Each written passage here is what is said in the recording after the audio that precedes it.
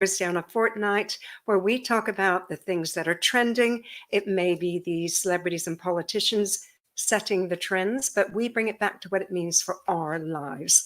I also talk about a host of well-being and other topics, and it's always repeated on both the men's and the women's radio stations, 4 p.m. on a Friday as a regular radio show. Now, don't forget to follow us on social media, all the major platforms, as well as, of course, their .com websites. Now, I'm delighted that I have 3 guests today, all of whom are very special people. And I hope my first guest is ready. You will remember her as one of the original presenters on Celebs Go Dating. Wow, she had so many fans with those facial expressions and all her great advice.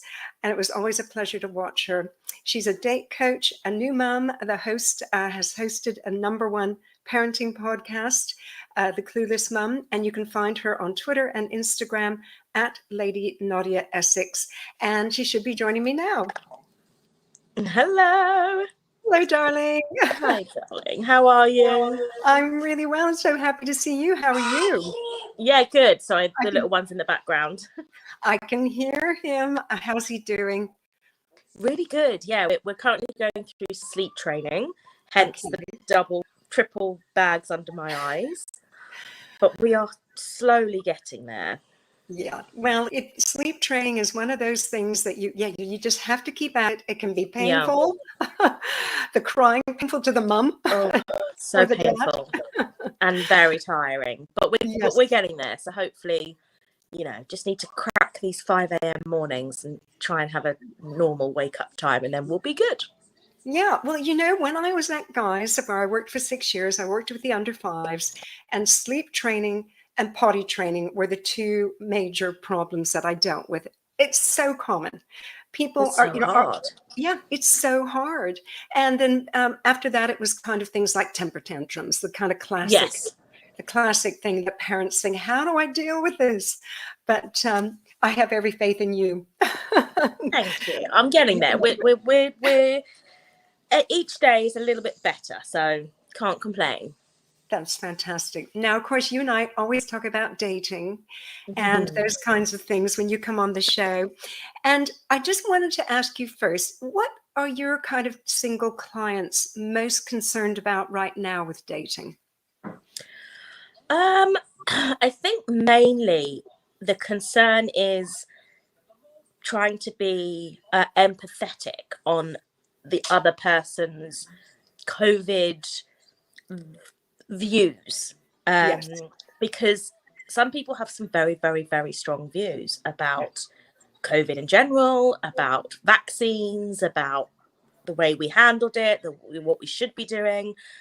It's become kind of the new, when they say like politics or religion when you're on a date, it's like it's the new subject that can cause a lot of arguments. I mean, I don't think there's any household that hasn't had an argument with family members over COVID views. So true.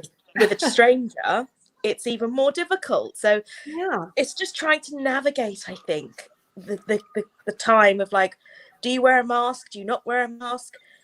Some people won't date people that haven't been vaccinated. Some people won't date people that,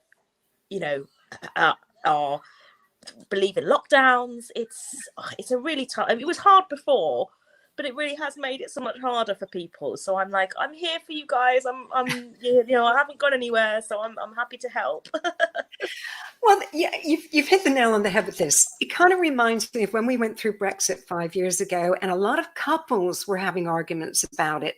I'm not sure how much it really impacted singles, with dating and how, those sort of things. But I know couples and families were having arguments, and we're revisiting that whole thing where it's really polarizing. Yeah. So, I'm sure your clients, like my clients, feel this whole other level of anxiety for dating. Exactly. Now, let's kind of take it one at a time. With the vaccination thing, I have a single girlfriend who is vaccinated, got asked out by someone who's not, and she said, no, I'm not going to go out with him because although he's got great qualities, I know him through a workmate, I feel this is too important. On the other hand, I had a client, same position. She was like, well, I respect we have different opinions on these things, and I'm just going to see how it goes. And I almost thought that's kind of the better attitude, to just be a little more open-minded. Oh, definitely. I think, listen, I think, unless you're high risk, if you are in a high risk category where if you caught COVID, the chances of fatality is high, then you be extremely careful. Of course, I get it. But if you are not in a high risk category, then, and you're vaccinated, the vaccination status of your date doesn't matter because you're covered. Yeah. So I just find that, again, I find that sort of that type of thinking quite strange. And that, for me, if I was the datee, would be a huge red flag, because if you're not prepared to do the research that it takes and be open-minded enough to understand what's actually happening, and actually cut people off because of their choices that they choose to make in their life, that to me would be a huge red flag. So if I'm honest, it sounds like he dodged a bit of a bullet. I'll tell my girlfriend that. Yeah, tell her to call me. I will happily have the conversation to her face. No problem. Help her work through her vaccination issues. It kind of makes me think of my situation. We have a family member who's shielding, who I see almost every day because I help them with different things. And I'm double vaccinated. And I did say to friends, if you're not double vaccinated, I am a bit paranoid, then I don't want to hug. So when we get together socially, I just don't hug. And they've all been great about it. They know who I'm shielding. Exactly. They know this person is very vulnerable. Yeah. So just don't even want to risk. Double vaccinated people can get COVID again, as we know. So I just don't want to risk it by hugging them. But they've all been understanding, and that's within friendship group. Yeah. I think it is another dynamic when it's singles meeting, isn't it? It's because you don't already have that respect for each other. You're just, brand new to it. And when you're meeting someone on a date, you are technically, your job is to judge them based on how they behave and how they speak and their views and their values and how they treat you. So if you're there to judge, and if you start the date off on the wrong foot because one doesn't want to hug, one wants to hug, and it's all this like COVID sort of pressure. It's almost setting yourself up for sort of disaster, really. I mean, if you're not high risk and a double vaxxed, I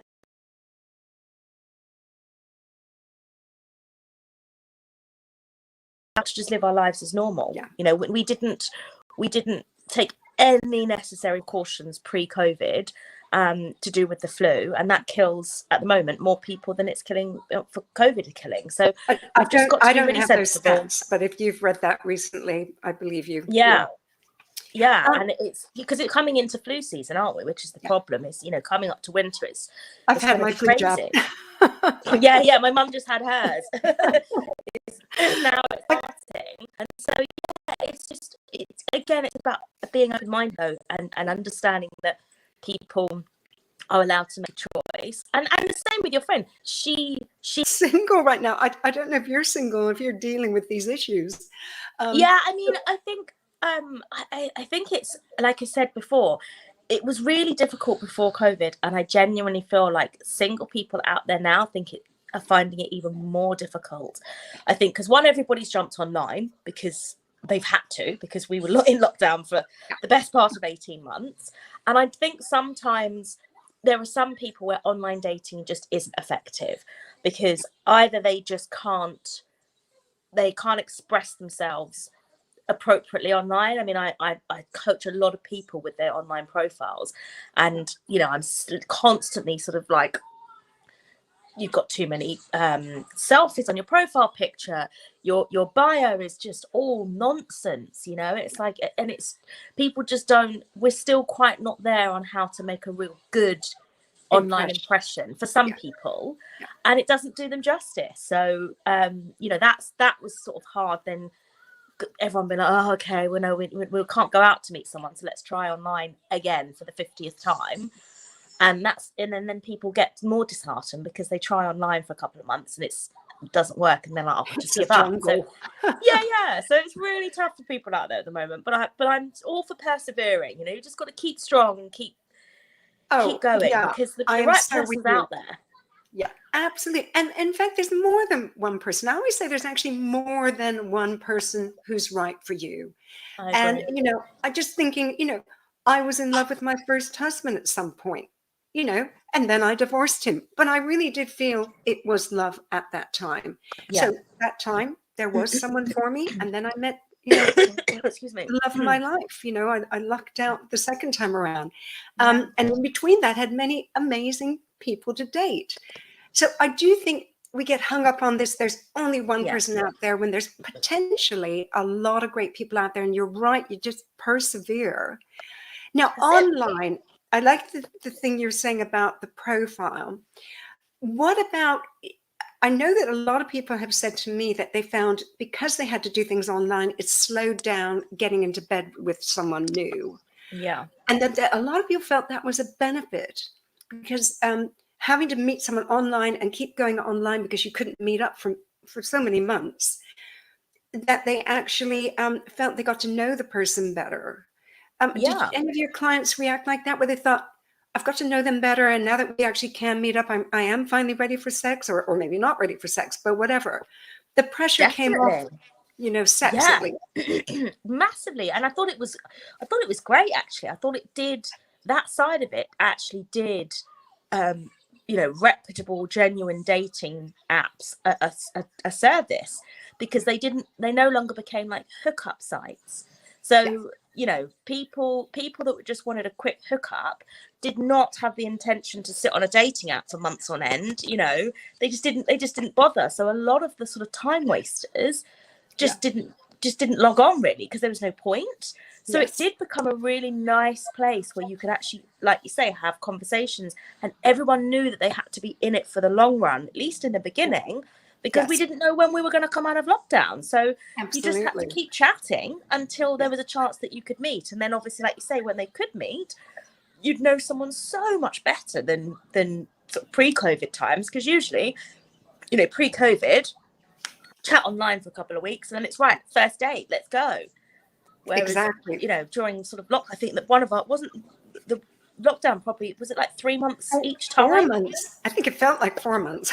Well, they're 4 months, that's a long time. And if people stayed in that and was invested in that, it was a lot of relationships, you hear on social media all the time, people that found love in lockdown, and it's fantastic. Yeah. I love that. I know you and I have share that same thing. We love a bit of romance. We love the happy endings. Yes. Although I also think that it's interesting how people who've been nervous about dating in the past, so pre-pandemic, people who were quite shy, and I remember coaching so many people who just needed the confidence boosting. And that online flirtation you can have when you're not going to have to meet up for a time can be really nice for people who struggle with shyness. Now we're back into, we're not in a lockdown. And I've found that I've had a few inquiries to my site from people who are shy, saying, well, we had this kind of respite for me because I could talk slowly online and not feel pressure. Now I actually have to get out for face-to-face. So what do you say to a shy client about boosting their dating confidence? I think really with dating, it's almost like practice makes perfect. If you haven't been on a date in a really long time, that very first date, anybody is going to be nervous. Even the most confident person in the world will probably have butterflies, because it's a date and it means that you care. That's a good thing. But once you do that date, even if the date doesn't go well, I think you're so proud of yourself for being strong and getting through it, that the next date becomes a little easier, and then a little easier. And then it just, before you know it, dating actually becomes less of a chore and something scary, and more of a like, oh, this could be a fun, I'm going to have a fun night. This is going to be fun. Well, exactly. That's the key word, fun. I've often said to people who are shy, well, don't go out as if you're looking for the love of your life and you're going to know it on the first date. just go out for a little fun, for a fun evening, doing something Absolutely. different. Yeah, And with a different person, with different views of the world that are interesting. I find people fascinating, and so yeah, if you go and have a fun time with somebody, fun, hopefully, even if there's no romance, you'll be really proud of yourself, and then the next date you'll be raring to go, and then the next date you'll be like, yeah. Absolutely. The other thing I often tell shy people is to turn, like, so when you finally come to that face-to-face thing, turn the spotlight on them. So ask them questions. So you're doing something, you're engaging, but you're kind of pushing any attention away from yourself and your shyness. Yes. And do you ever tell people like things like what they should ask? What kind of questions should you ask someone? Yeah, I mean, I'm a big believer that the questions on a first date should be really like surface level, generic. I'm not a believer in first date. Okay, so do you want to get married, have children? How many babies do you want? Where do you want to live? Where do you want them to go to school? Where do you want to bring them up? I just think like that sucks the fun out of any date when you try Absolutely and get to the stuff straight away. Excuse me. So I like fun questions. So sometimes I said to a client the other week, I said, if it gets to an awkward silence and you're stuck for something, ask them if they won the lottery, what would be their very first purchase. Yes, because that reveals a lot. And I want to pause and say a quick hello to lovely Helen, who's joined, saying good afternoon, ladies, and good afternoon, Helen. Hi, Helen. And I don't know her dating status or anything, but maybe she'll get some tips from us if she is looking for love. I don't know. But no, I think that's a good one, because it does reveal a lot. If someone says, oh my God, I would go out and buy a Maserati, or something like, I'd buy my mum, a flat because she's always wanted her own flat by the seaside, so. Absolutely. It really does tell you a lot about a person's sort of fundamental core values without actually asking. Because like you said, if the first thing that pops into their head is, I've got to buy my mum a house by the seaside, she's amazing and she's done everything for me and she deserves it, your heart's gonna melt. That's a good guy. If that's guy or girl, that's a good person sitting in front of you, that's the first thing they think of. And then other times, like you said, it could be a fancy car, and maybe they're a little bit superficial. Doesn't mean they're not they're not a good or bad person, but that just shows you that, okay, they like nice things. Interesting. And will they buy me nice things? Well, if they won the lottery, you'd hope so. And Helen has said, I'd rather stay single at the moment, with a laugh. Well, I love a single who loves singledom. The one thing I learned when I was single after my divorce was that 3 years after the horrible trauma of the divorce from my incredibly difficult first husband, I was finally really happy as a single, really happy. And of course, that's when I stumbled upon the person that I fell for. I do think when you're happens a lot though, doesn't it? Happy with your singledom and you're still getting out there, it comes out in your vibe. Totally. And that is so attractive to a potential partner. Like one of the most attractive things to somebody is somebody being comfortable and confident in their own skin. Not an arrogance or anything like that, just really comfortable. I know I'm fabulous. And so you're going to have to be even more fabulous if you want me to take time out of my day to spend with you. And that's a really nice place to be when you've got all the control and all the power because you enjoy being single. And then also as well, that when someone comes into your life, you like them because of them, not because of your codependency issues. Yeah, exactly. Oh, interesting you should mention that, because I have often dealt with people who are love addicts, and they want to get in, they want the passion, and then they want that person to be every part of their life, and that codependency.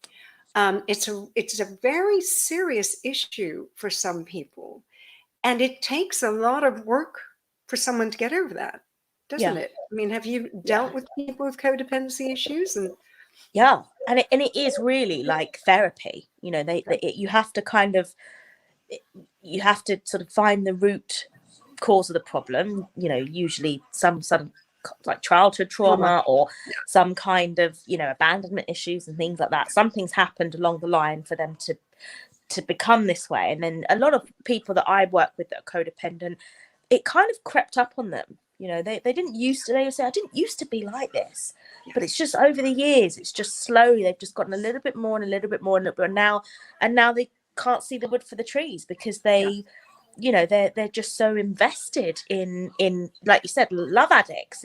It's petrified of being single and just need to jump from guy to guy, girl to girl constantly. And so, you know, I think with people like that, you have to, as long as they are ready, it's like any kind of addict, they have to be ready and want to change. Exactly. Because if they don't, you know, there's a lot of people that Nothing are like, I can't help you. If you're not ready to really accept that the issue is you, then I can't help not you. The people you're blaming all the time. Well, that's it, isn't it? It's, I always attract bad guys, and I always attract the psycho girls. No, darling, the issue is you. And you're choosing them. And if you're not prepared to hold your hands up and go, do you know what? Okay, whatever it takes, let's do this. Then, you know, there's a lot of times when I'll say to people, you know, come back in 6 months, come back this time next year, you know, continue doing what you're doing, because you need to kind of hit the love rock bottom. And then you can come to me when you're ready to be sort of built back up again, and we'll build you back up as a real independent, loving oneself, wonderful potential date. For sure. Totally agree with that. Now, I was trying to think, I was on another show this morning, and we were talking about a new survey about the under 30s being particularly anxious about the first kiss because of the COVID issue. And more than 50% of the under 30s, I can hear the little one. He's just eating a corn on the cob, watching cartoons. It's like, mum of the year. Corn on the cob's good. It's delicious, actually. I love it. But we were talking about, you know, people having nerves about the first kiss. And I was saying how when you're nervous about the first kiss, it often makes a really bad first kiss, which is, you know, because you're tense, your lips even tense up, you know, everything tenses up when you're nervous. I didn't know if you had any kissing tips. I know this is a random question you probably weren't prepared for, but well, I think well, two things. One, I think, you know, first and foremost, if you don't feel comfortable, you don't have to kiss anyone.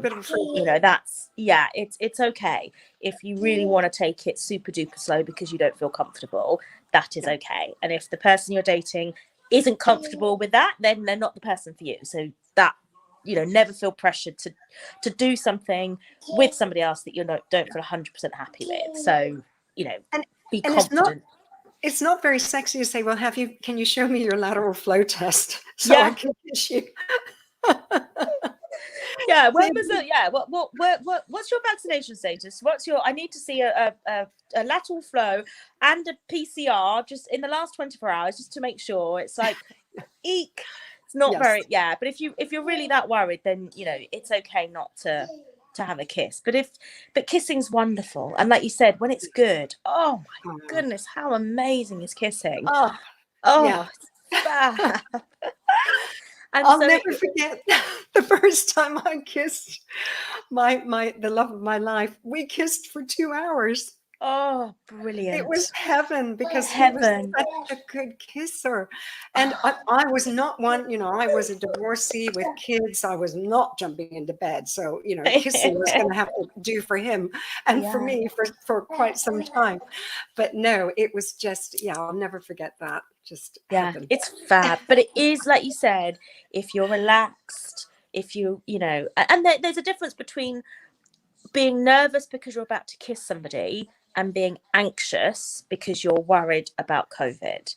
Yeah, like it's totally. two completely different things. Nervousness about kissing someone is you okay there? Just spitting out his corn on the cob, sorry. Nervousness I about thought I kissing. heard a spitting noise. Yeah, sorry. That's okay. My goodness, he's only a toddler. Yeah, literally, it's like an 18-month-old that is kind of not quite there with the whole food stays on the table, cutlery stays on the table, and food stays in the mouth, and we swallow, don't spit. So nervousness is totally acceptable, but anxiousness, you're not going to have a good kiss if you're anxious. So if you do feel anxious, you can really, the best way to not feel anxious about something is to talk about it. Absolutely. That relieves the sort of power that the anxiety has over you. Because once you talk about something, you either talk yourself into like, oh yeah, I'm just being silly, or you reconfirm that actually I don't feel comfortable. Yeah. So you can just talk to your date about it. If you're anxious, you're more likely to lunge too into the moment. You're both ready, and then you lunge and you knock noses. Oh God, knocking teeth, knocking noses, lunging. Yeah, no, lunging is so not a good thing. Oh gosh, yeah. I mean, we've all been there. Obviously, it reminded you of an incident when someone lunged at you, the way you just reacted. Yeah, well, it's just, I remember that I bumped teeth with someone once. And it's like, how did we even do that? How did we bump teeth? I don't know what was happening, but I'll never forget my first kiss as a teenager. It's like a washing machine. There was so much liquid. I was like, I don't think I want to kiss again until I'm like 30. Yeah, same. I remember just being like, really? There's so much hype about this. It's like I'm literally swallowing someone else's saliva. Like, what? And then obviously realised that, it probably wasn't. We both weren't great at it in the beginning, and it had to take a bit of practice. But I still have had clients tell me that, the first kiss did put them off because of something like they were like a washing machine with their tongue spinning around and around and around in my mouth rather than a little finesse, I was dating someone last year, and his basically, I don't know how it happened, but it almost felt like his tongue took up the whole size of my mouth. Oh my God. It just was so large, and it was such a bad kiss that after that, I got the ick. Yes. And then that was it for me. I broke it off because I was like, I can't do it. I'm like, I couldn't even imagine going any further. And now the thought of kissing you makes me feel a little bit sicky. Yes. Yes, Mummy's talking about I know. Yeah. So no, bad kissing is a deal breaker for me. Yeah. Oh. And the thing is about good kissing is people, it stimulates oxytocin naturally. So if you met online maybe, or maybe met in person, you've been chatting, and then you have that first date, and some people don't kiss on the first date, some people do, whatever. But when that first kiss comes, if it's nice, it stimulates, oxytocin, that bonding hormone. So it kind of ups your new relationship a whole level because your body chemistry reacts. So that's a good thing. A good kiss, everybody should improve their kissing technique, because then you get that person feeling their oxytocin. Yeah, and they want to be near you. Yeah, for sure. Well, I can't believe we had trending topics to talk about, and we've already run out of time. So this is the problem. Whenever I have you as a guest, we just chat. But it's great though, because I do think this is important stuff. I think it's people are really anxious about this type of thing, and so to have a platform to speak about it, I think is a good thing, and it just helps put people's mind at ease, because we're in a whole different world than we were 18 months ago. So it's nice to be able to talk with someone like yourself who gets it as well, and and can give that sort of similar advice and share that wisdom. Well, someone is calling for you, so I'm Yeah, going to yeah, let that's you my go. cue. Oh, it's always amazing to have you. And people, of course, can Thank find you you. on social media at Lady Nadia Essex. Go get him. Go get that corn on the cob off the ground. Thank you. Oh, thank you so much. Bye. Bye, darling. Oh gosh, there's corn on the cob on her floor. Now, my next guest is a debut novelist. His book, The Spirit Engineer, is due for publication like literally in a matter of days. He's a broadcaster. He is also, he's hosted radio shows. He's done telly. He's a personal friend. And on social media, you can find him at AJ West Author. And I'm delighted that AJ is joining me now to talk about coming up to publication. Hello. Hello. Are we discussing kissing technique? Oh, it's nice to see you. How are you? I'm really well. How are you? Oh, there it is. It's looking beautiful. I can't wait for got my it a couple of days ago, Pam, and I can't wait to give you like a copy. Well, I've got my copy on order from Amazon. I know, you're so kind to do that. I've been blown away by my friends ordering it. I was like, I feel like I should be giving you a copy because you've supported me for the last 3 years while I've been going mad writing this thing. Look at this picture of me in the back, as if I look like that. I mean, you look very handsome and very, very serious. Very, I don't know. Intense. It's intense. Yes. And now you're rocking the kind of, is that almost Edwardian, that hairstyle? We can go with that if you like. I think maybe Edwardian person in the workhouse, perhaps. Yeah. Or in an asylum. I don't think if you were in high society had hair like this, you wouldn't get very far, would you?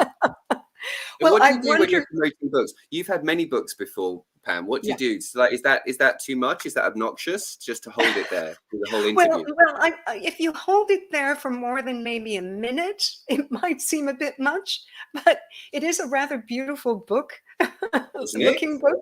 Yes. Are you dazzled? You dazzled? And it is. It's dazzling. It's glimmering. It's shimmering. And for people who will be listening to the radio show tomorrow when it goes out, they won't have seen it. Because if they don't join the live stream, they don't see it. They don't see your tousled hair. Now, listen, we've got important stuff to talk about because my first question to you is, when will copies be in the shops? Well, it's published on the 7th, so that's why I was wanting to talk to you today, actually, because that's a week today. So if you head over to my socials, actually, I'm giving away a copy of the book with, in fact, it's this exact copy with a special stamp in it. So if you retweet and like the tweet, you stand a chance. Yeah, and I'll sign it and dedicate it for you. I think it'd be a really nice present for Christmas. I love giving books for Christmas. But anyway, it's in the shops. It's in the shops in theory from the 7th. Now, I only say in theory because like the publishing industry, like shops work to their own timetables and wholesalers and deliveries. Apparently there's a paper shortage as well as a fuel shortage. So getting books from A to B is not the simplest thing right now, but I'm assured it will be in shops. I had no idea about the paper shortage. But then again, I've got my Kindle. So if Amazon doesn't send it to me, I can get a Kindle version. So that'd be good. Enough. It's available on my link on my socials. You'll be able to find it. But it's available from Amazon and Waterstones and Goldsboro Books and lots of amazing bookshops around the country. So you can't escape from this book. It's everywhere. And I have to say, talking about your socials, a certain Patricia Cornwell has been taking an avid interest in your book. This is incredible. Tell me how that happened. Well, I'll give you the really short story because I know we haven't got ages, but basically I was walking through Soho, as I do, Pam, and holding your book, plying my trade. I was walking through Soho and I walked past this statue. It's like this big metal postage stamp thing with a woman's face side on. And I walked past and I just kind of half clocked it was Agatha Christie. And I carried on walking. And then, those moments where there's something somewhere in the world that's telling you, or in the universe telling you that you've missed something or you need to do something. I thought I need to go back and take a photograph with that statue. I love Agatha Christie. I was thinking about my book. I was waiting for Derren Brown to send his quote for the front of the book. And I thought, do you know what? The stars need to align. So I took a picture of Agatha Christie.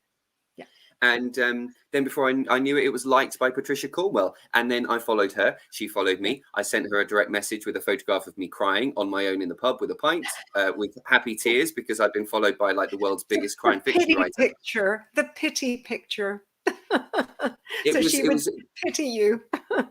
It was genuine gratitude. It really was, because I just thought this is extraordinary. It's a boutique publisher. I'm an unknown author, and so it's a big deal. And so we started direct messaging, and she ordered the book and liked it. And so I love it.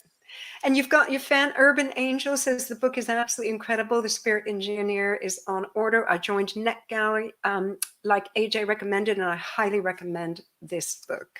So that's another recommendation. I cannot wait to read it myself, so I can do a recommendation. It won't count like Patricia's, though. Every recommendation does count. It will count, absolutely, Pam, because we've known each other for a while now, and we support each other. And there's something amazing about people who are sensitive and empathetic and and quite educated, I think, in other people. Saying something positive about your book just is a real thrill. And I found that with mine. It's a challenging lead character, Pam. It's through the eyes of a flawed man who becomes monstrous because of his own feelings of inadequacy in a cruel society. And that's not necessarily an easy read for everybody, but it's certainly proving to be an enjoyable read for most. And that's a big relief, because when you're on your own with a book for 3 years, you do wonder what people will make of it. And I'm specifically interested to know what you make of it as someone who is an expert in the human mind. And I love flawed characters, which is why I love anything by Boyd or Irving or whatever. With those flawed characters just grip me. And this one, William Jackson Crawford is a flawed character from real life. Now, my next question is, would William Jackson Crawford be proud of you? Well, I'm told by a spiritual medium via email that he's not happy. I'm going to take that. Really? I'm going to take that with a pinch of salt, because the spiritual medium. Well, if William Jackson Crawford is talking to the spiritual medium, then clearly he's got memory loss, because he seems to think he's buried in the wrong place and didn't live somewhere he did. But still. I think William, I like to think he'd recognize himself in the book. I'm in touch with his descendants, and he was known by the family after his death as a black horse. They didn't talk about him, and he was seen as a bit of a stain, if I can put it that way, on the family's kind of collective memory. They did try and kind of wipe it away. So I don't know whether he would be pleased. I think he'd be pleased his story's being told. It's interesting to me whether the spiritual medium Kathleen Gallagher, what she would make of it, because after he died, a few years after he died, she stopped as a spiritual medium. She wasn't a psychic anymore. She totally cut it out and never spoke about it to the day she died. It was a complete secret. So I wonder whether she would. Yeah, I wonder. She obviously didn't enjoy the limelight, I'm assuming. So, but I hope she'll forgive me my storytelling. My skepticism about mediums and stuff, but I love the fact that she actually existed, in this time frame in his life, and just the fact that, what is the mystery surrounding her? Does your book reveal that, or have you just told me as much as you know? So why did she? You don't really know why she went quiet. Why she stopped her? Well, no one knows. No one knows, but the book begins and ends with, and this isn't a spoiler, but the book begins and ends with William taking his own life in tragic circumstances. And in real life, the mystery was that Harry Houdini, who met him, said that he had found out that he'd been tricked, bamboozled by the Gallagher Circle. Whereas Sir Arthur Conan Doyle, who was a spiritualist believer, he said, no, this was his final greatest experiment. And in William's last letter that he wrote, he says himself, I'm very, very unwell. I'm very poorly. I've got terrible headaches. There's something wrong with me. But it's nothing to do with my experiments. Now, you can either say that was the lady doth protest too much, or you can take it as read. The book itself, you'd have to read it to see what conclusion you come to. And I think there's something quite, I don't know about you, but I think there's something very annoying about books that just completely leave the ending up to the reader. I do like a book to tell me what the ending is. So don't worry, there is an ending and everything is tied up. But I still think there's room for people of any belief to enjoy the culmination of events. And what year did he die? Did he take his life? 1920. 1920. Wow, he missed the Roaring Twenties. He wouldn't have enjoyed the Roaring Twenties, but from what I can see, he was quite a straight-laced, studious chap. Yeah. Interesting. Now, is there anything, now that you're at this stage, it's now out of your hands? The spiritual medium will have something to say about that, I'm sure. But is there anything now, looking back, that you would change about the whole process? Oh, obviously you can't change. Gosh, that's a big question. I mean, I think I probably would have been more brave and thick-skinned about sending it to more agents earlier. So I've just got an agent, David Headley from DHH, yes. And he's brilliant. Congratulations. Absolutely brilliant. And he said, why didn't you send it to me earlier? And I said, because I was rejected by everyone. And do you know, there are so many people out there you can send books to if you're a budding writer. There's this weird, I think, kind of wrong wisdom that is everywhere online, that you should only send to a small number of agents and really tailor your approach to them. I think that's nonsense. I think you have to try and send it to as many as possible, as long as they're interested in your sort of fiction. So I would have been much more gung-ho about that. And if I was to give advice to anyone who is a budding writer, that's what I would say, is don't be shy about it. And it does really hurt when you get rejected or ignored. It really hurts. I mean, it's not, not in an egistical way. This rejection, it killed me. I shed real tears about this stuff. But there is no, you have to just do it anyway. But that being said, I was published without an agent, which is quite rare, but I managed it. And so, even if every door when you said you had the publishing deal, I was like, I'm sure he doesn't have an agent, but now I don't want to ask him unless if he actually told me he had an agent, I've forgotten. I was like, how has he done this without an agent? But yeah, you didn't have an agent. Yes. I was hoiked out of the, I've been told to stop saying this, but I'm not going to, because it's true. I was pulled out of the so-called slush pile, which is the derogatory name that agents and publishers give to unsolicited manuscripts. So I sent it over, and it's a rare occasion. Like, they read it, they liked it, and it ended up being bought. Duckworth is a brilliant publisher. But I think had I had an agent, then I would have had someone kind of helping me to make sense of the process better. Because for me, I've gone through the whole thing blind and learning as I go, and that's been really quite stressful. But that set you up for your next novel. Yes. Have you got ideas yet?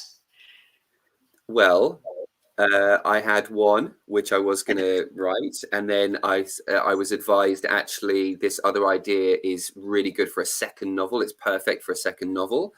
But then at the same time, I have been in conversation with someone who wants to help me to write a slightly different novel, which I can't really talk about in detail, but that might be the next one. I know all these things, but I wondered if you had anything planned, because we hadn't spoken recently, and I was thinking, he's gone through this huge process, blood, sweat, and tears. He's got to now continue on to the next, Listen, we're running out of time, and I really hope I can come to your thing on Tuesday. And I don't know if I can just sort out my work schedule, because I would love to come and give you a big hug and just hold the actual book. Well, that would be lovely. And if you will allow me to just say, if anyone's watching, I'm holding a party for anyone who loves books, anyone who's interested in books and reading and book blogging. It's on the 9th of October. You can find me on my socials. You can book your ticket there. It's at the Phoenix Arts Club in London on the afternoon of the 9th of October. And it would be great to see you there. You always choose times that I can't do. I can't do Tuesday evening, and I can't do Thursday. Is that Thursday? It's deliberate. I mean, if you're worried, that's deliberate. It is. It's absolutely on purpose. Listen, darling, I cannot wait to actually see you in person and congratulate you. Well done, you. It's wonderful. The Spirit Engineer, and you can find AJ, sorry, I've known you so long. AJ West Author. That's the social media. Thank you, darling, and good luck William would be proud. Look at it. Thank you. Bye-bye. Bye, darling. Lots of love. Okay, this is just the best show because now I have got a legend joining me. Absolutely thrilled. My next guest is coming on. Extraordinary comedian who, as I say, tickles your brain cells, just makes you think for a moment and then you're giggling and laughing. I've seen him countless times and it's never enough.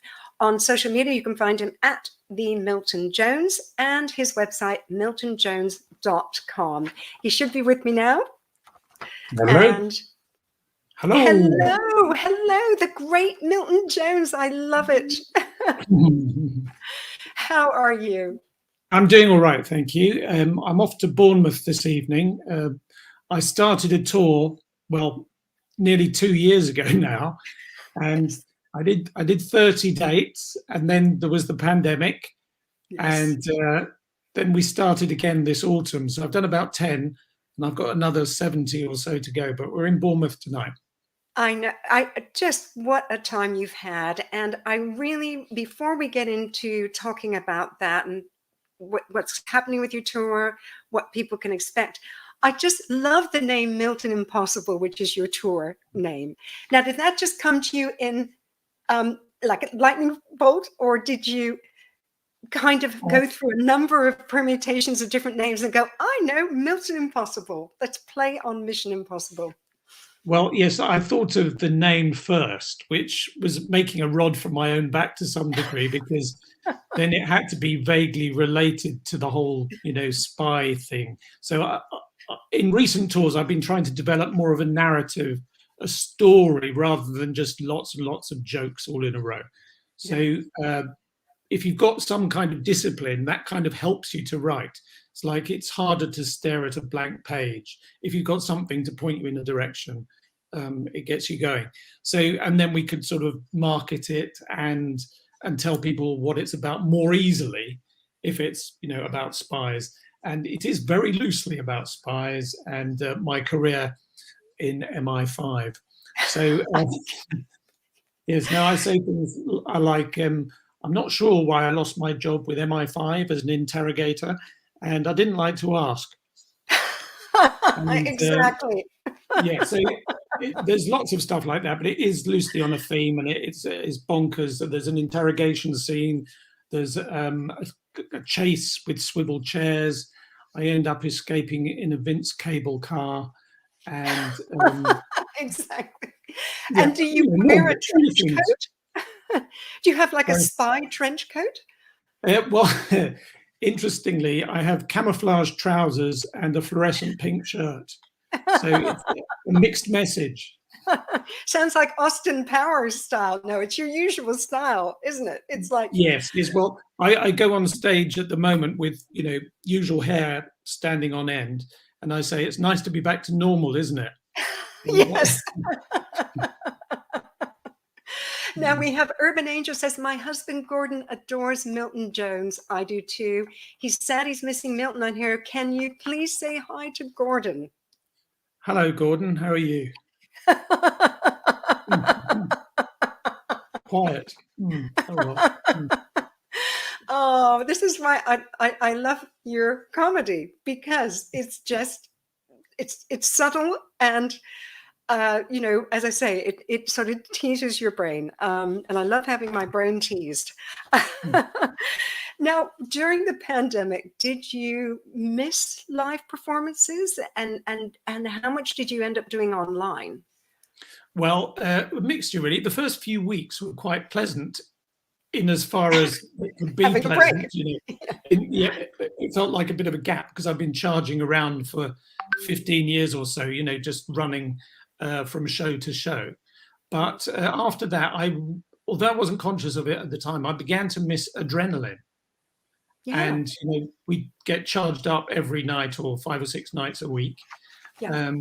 And if you don't have that, it begins to take a toll on your mental health to some degree, actually. Yeah. I found that I was feeling low, even though I couldn't really put a finger on why. Yeah. And actually, since I've sort of talked to comedians, and some of them started doing things like having cold showers for no reason, just to get the same buzz. The shocking, yeah, the shocking buzz of absolutely. cold water. Another about, problem was, sorry, I was going to say, if I'm working 5 or 6 nights a week, on a night off, I'll have a drink. The trouble was I was having 7 nights off in a row. yes. And I expect a lot of people had the same thing there. But Yeah, getting through that wine, that next glass of wine. Yes. Couldn't you get a buzz? You know, that buzz when you couldn't perform live, you didn't have that feedback of a live audience. Just go to your window and shout some random stuff at your neighbor. Wouldn't that give you some adrenaline? Or clap for the NHS. Yes. Yeah. Yes, it could all go wrong though, with it shouting the wrong thing at the wrong neighbor. Yes, that's an idea. It did go on a long time though. It's easy to forget now, but you just kept thinking it was just about to get better, and then it got worse again. Yes. And I did some shows on Zoom, which was better than doing no show. Yeah. But it's not quite the same, because either they had no audience at all and you heard nothing. Yes. And No it feedback. was just like doing an audition for 20 minutes. It was quite painful.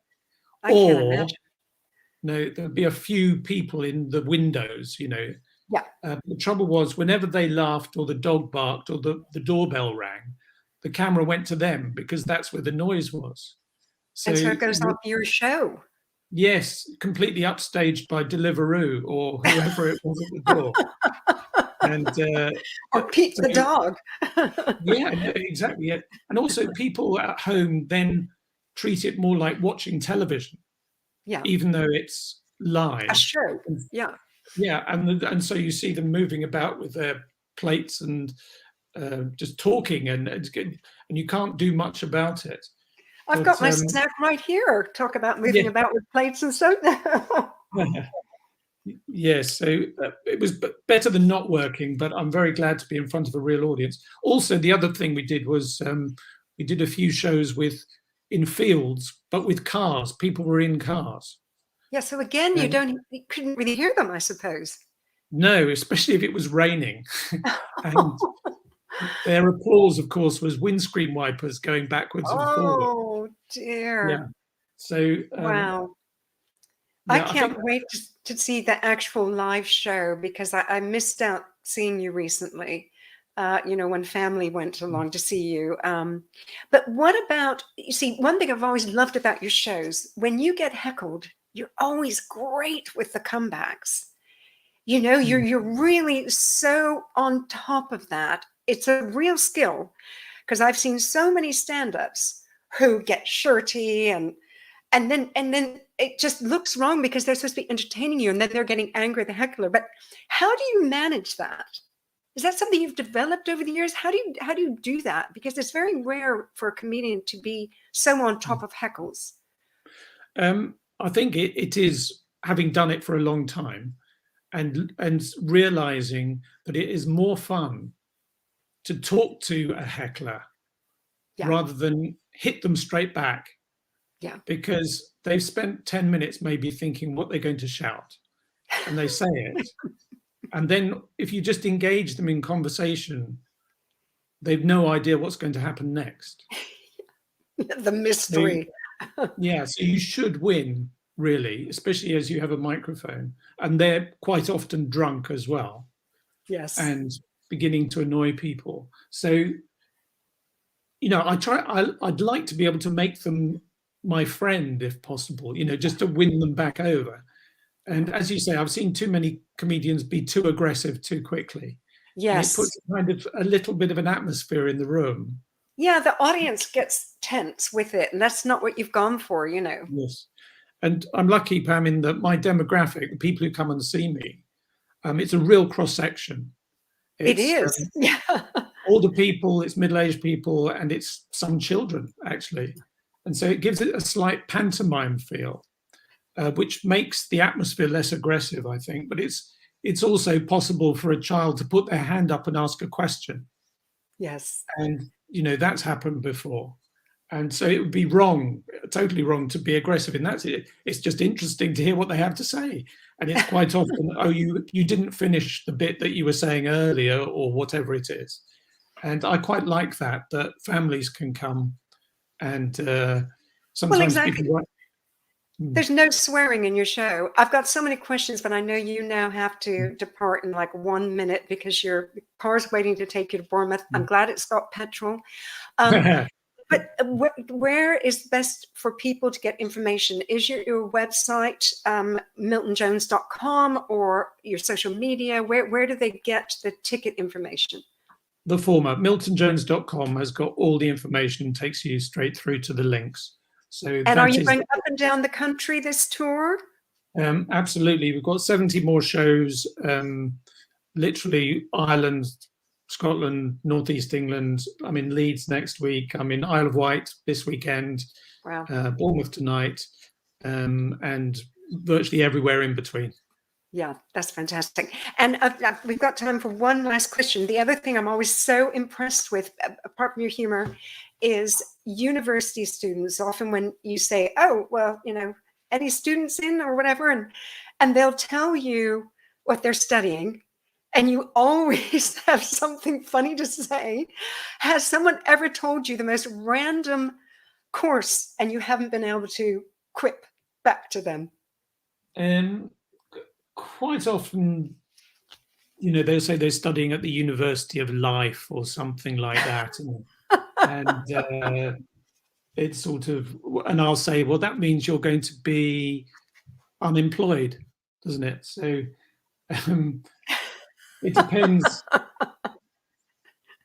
It depends what they say, but usually, again, in the same way as I would with a heckler, I engage them in conversation. Yes. And eventually there's something we both trip over. And if they don't talk about what they're doing, I'll talk about what I did. And that's agriculture and communication, specializing in sheep. And in the end, I came out with a BAA. That's why I love you. Thank you for coming on. I know you're so busy. I really appreciate it. Lots of love, darling. Go get in that car. Thank you. That was the Milton Jones on social media at the Milton Jones. I had to let him go a couple minutes early because he's got to get to Bournemouth for that show. Lucky people in Bournemouth tonight. And of course, his website is miltonjones.com. Now, I've got time just to recap a couple of things because Milton had to, I knew he had to go before the end of the show. A couple of things that we've been talking about, comedy. The one thing I've often recommended to people who are feeling a bit down is watching old comedies that you love, because comedy, laughter boosts endorphins, and endorphins are absolutely key to well-being. So it's like when you go on a jog or do some exercise. If you love dancing, maybe you go to a dance class, salsa dancing, whatever, you get your endorphin rush after a sort of 20 minutes usually of exercise. And with comedy, that laughter, the more you laugh, the more endorphins you produce. So that is good for your well-being. So get comedy in your life. I have posted that on Twitter so many times. Back to the dating. Nadia and I were talking about, so many issues to do with the new dating, with people so anxious about, can they even kiss someone without asking to see their lateral flow test? Maybe you're fit and well, you're double vaccinated, you don't worry about those things so much. But the key is to be honest about your feelings. There's no point in you trying to form the beginnings of a relationship with someone new if you're not honest with them about the things that make you anxious. So whether it's meeting in a pub that makes you anxious because it's going to be crowded and you'd rather meet somewhere a little less crowded, say it. Just be honest. If it's about first kisses and you do feel anxious about the whole illness thing, sound them out. See how they feel about maybe doing lateral flow tests. So please look after yourself. Have the confidence to make those choices and to have that honest communication when you're out there on the singles scene. And of course, those points are true for the rest of our life. If you're in a relationship, you need to be honest and have good communication, the C word, communication. Thank you for joining me. Of course, this goes out as a radio show tomorrow. That's Friday if you're listening. Hello then. And lots of love to you. Look after yourself until I'm back in a fortnight with more fantastic guests. Thank you again. Take care.